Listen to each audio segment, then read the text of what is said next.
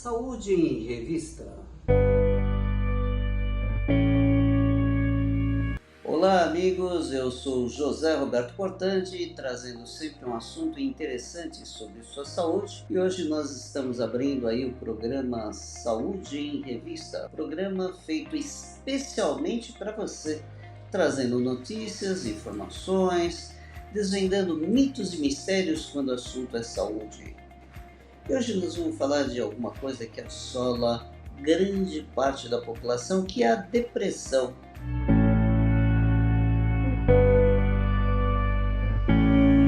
Para vocês terem uma ideia, 18% da população mundial sofre de depressão.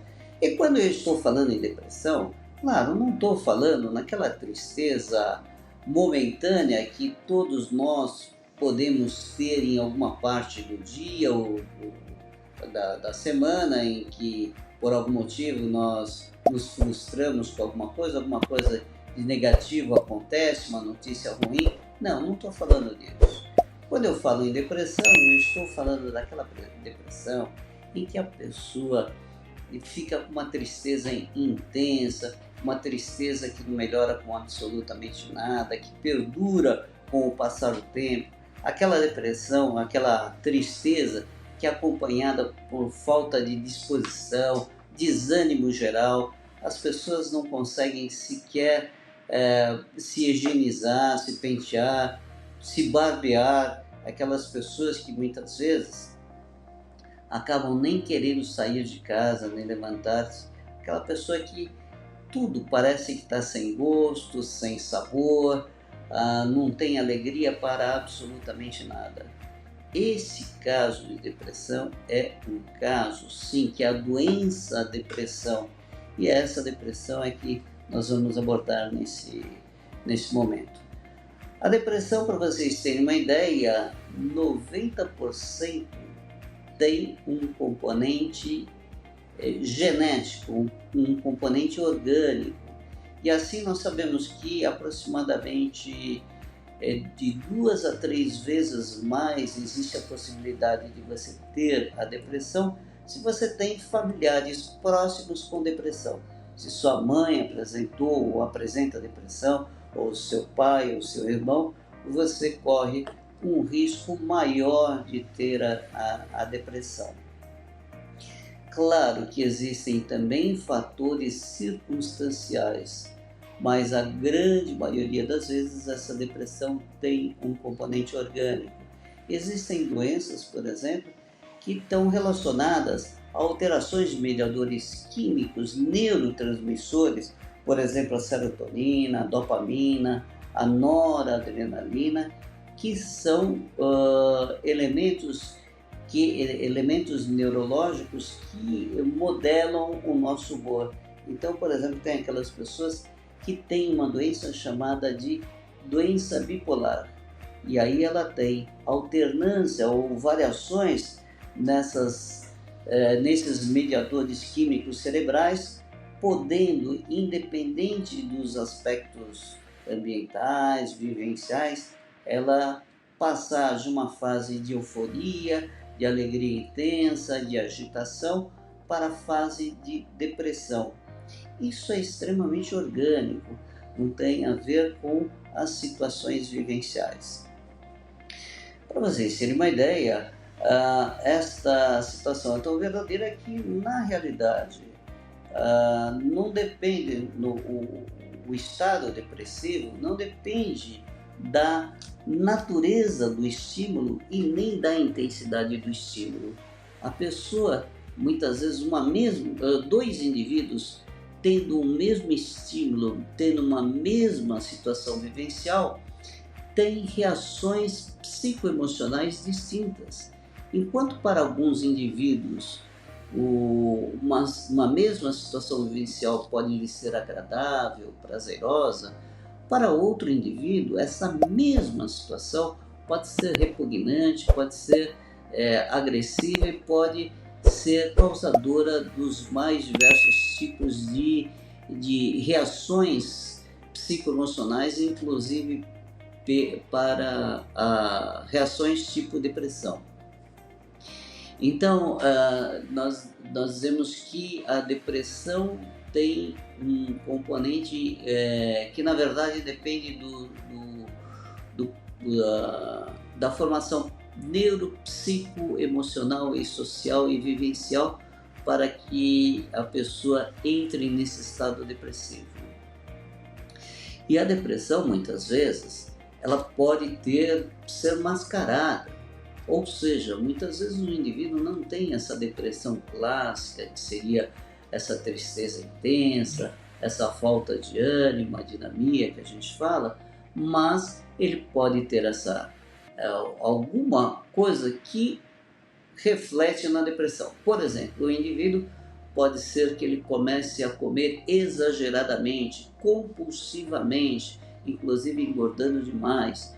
Isso pode ser um sinal de depressão. Ou o contrário, perder completamente o apetite, a comida não descer, não conseguir se alimentar adequadamente e não ter aí nenhum componente orgânico, sendo aí um componente de depressão. Outras vezes o indivíduo pode, por exemplo, ter algumas manias, por exemplo, ter compulsão em comprar coisas, ficar comprando coisas, mesmo coisas desnecessárias. E isso pode ser um sinal de depressão, ou ser aqueles acumuladores que acabam juntando um monte de coisa na casa, mesmo coisas que nunca vão utilizar, muitas vezes caixas vazias, revistas antigas, alguma coisa quebrada que ele não joga fora, ele vai acumulando, e esse pode ser também um sinal de depressão. Nós sabemos que a depressão acaba influindo organicamente.